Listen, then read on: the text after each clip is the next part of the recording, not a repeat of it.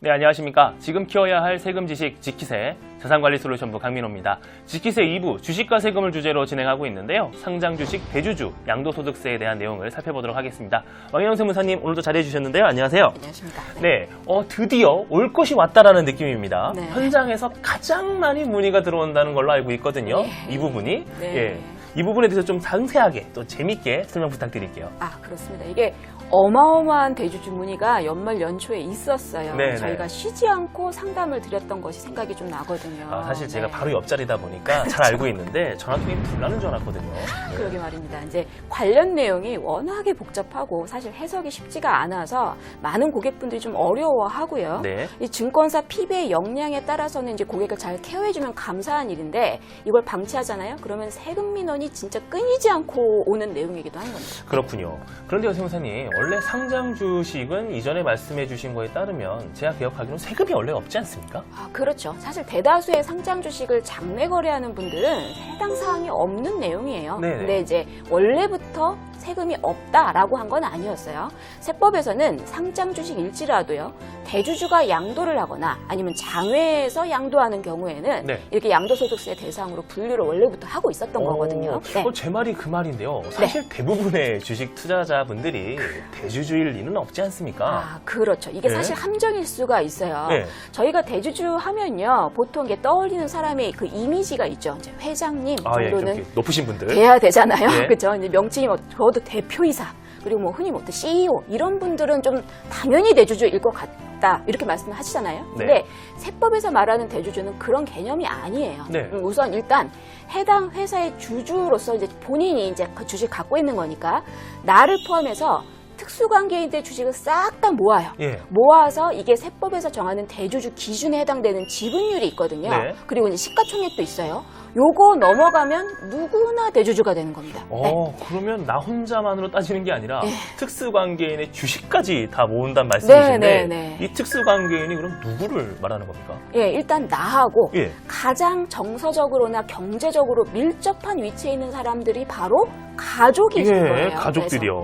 그래서 세법에서는 대주주를 판정할 때 요 특수관계인에 포함하는 가족 범위를 일단 배우자 나하고 네. 결혼하는 분이요. 네. 그리고 직계 존속, 직계 비속 여기까지 규정을 하고 있습니다. 직계 존속이라고 하셨나요?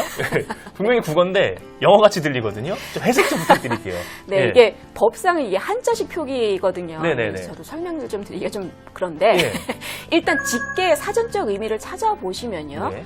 혈연이 친자 관계에 의해서 직접적으로 이어져 있는 계통 이런 표현을 하더라고요. 예. 이게 쉽게 말하자면 혈연 통한 부모, 자식 관계 이 정도라고 얘기를 하실 수가 있겠죠. 쉽게 말하면 위아래를 본다고 생각하면 되겠네요. 그렇습니다. 예. 네. 직계 존속은 이제 나를 중심으로 해서 부모님이나 조부모님 네네. 등을 말하는 거고, 직계 비속은 나의 자녀나 손자녀 등을 말하는 거죠. 네. 그래서 아까 표현해 주신 게 가족이라고 생각을 하면 되겠군요. 그렇죠. 이 부분을. 네네. 네. 그런데 이제 가족이면서요, 위아래 혈족만 직계라고 해요. 네네. 그러면 형제, 자매, 남매 이런 분들은 반계 혈족으로 들어가거든요. 네네. 그러니까 대주주를 판단할 때 이분들은 포함하지 않는다는 소리죠.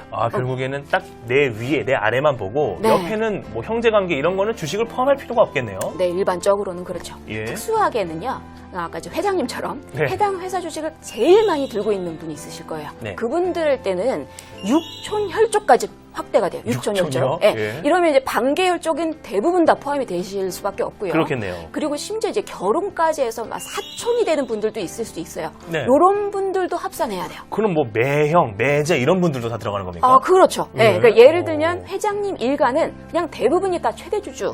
이면서 그러시겠죠. 대주주일 가능성이 높은 거고, 네네. 이 그룹의 일원이 되는 모든 그 친족분들은 주식 양도세를 그냥 내야겠구나. 네. 아무리 내가 장내에서 소액주주처럼 거래했다 하더라도 네. 내야겠구나라고 생각하시는 게 좋겠습니다. 네, 6촌, 4촌, 말이 쉽지 촌수 따지는 것도 만만치 않을 것 그렇죠. 같거든요. 네. 예, 요즘같이 또 친척간 왕래가 좀 뜸한 시대지 않습니까? 네. 근데 굳이 이렇게까지 좀 하필 필요가 있나라는 생각도 드는데요. 그렇죠. 이제 사실 요즘은 친족은커녕 이 부모 자식 간에도 주식 투자는 사실 비밀로 하는 경우가 좀 많아요. 네, 그렇죠? 네, 네. 근데 이걸 따라가지 못하는 과세 정책이 좀 있어서 저희도 좀 아쉬운 부분입니다.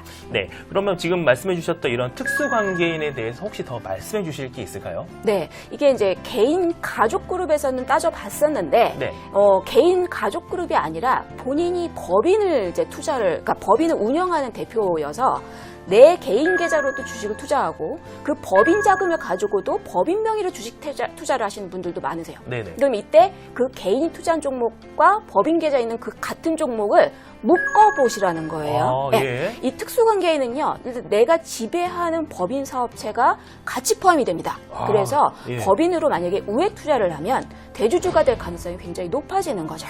이런 것도 국세청에서 알아낼 수 있나요?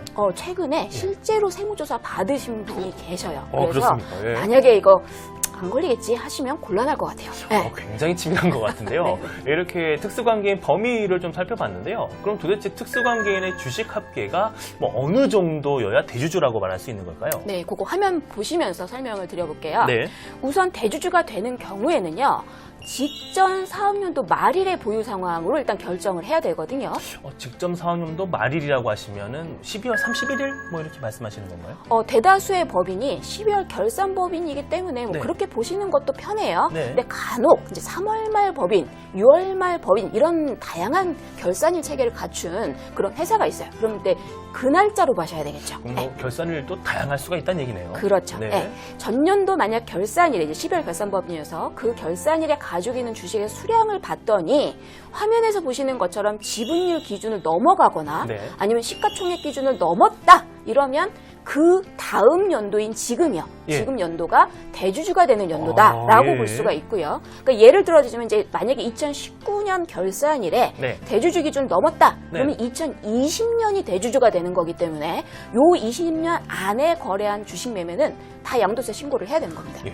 조금 좀 특이한 제도라는 생각이 드는데요. 네네. 직전 연도 결산일의 상황으로 다음 연도 신고를 결정한다는 것이 언뜻 이해가 잘 안 가는 부분이기도 하거든요. 그렇죠. 이제 예. 주식 양도소득세 과세를 하려고 법에다가 이제 만들었어요, 이거를. 아, 네. 그러니까 인위적으로 이 대주주라는 신분을 만들어야 되는 거거든요. 아, 예. 그러니까 이걸 납득하시려고 하면은 좀 힘들어요. 법이 그렇게 돼 있기 때문에. 그렇구나. 예, 얘네들이 대주주구나라고 생각을 하고 이제 숙지를 하고 받아들이시면 되는데 네네. 요거를 다시 한번 그러니까 역이용하시게 되면, 그러니까 잘못한다는 게 아니라 역으로 생각하시게 되면 네.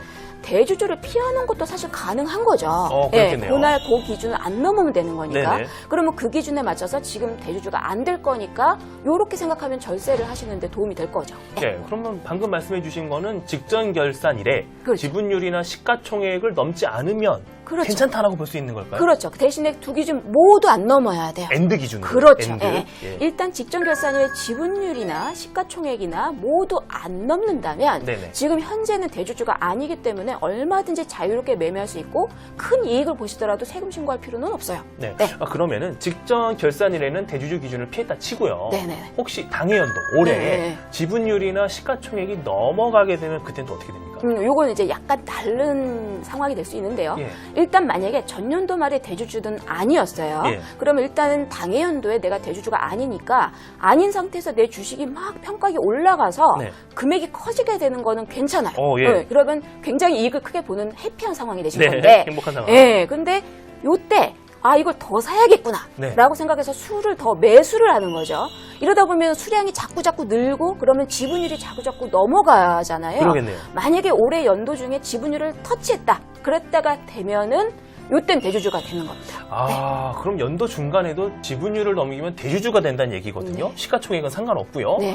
이 부분 굉장히 신경 써서 매매를 해야 될 것 같습니다. 현장에서 가장 많이 질문이 들어오는 대주주와 관련한 기본적인 내용 들어보셨는데요. 시청해주셔서 감사합니다.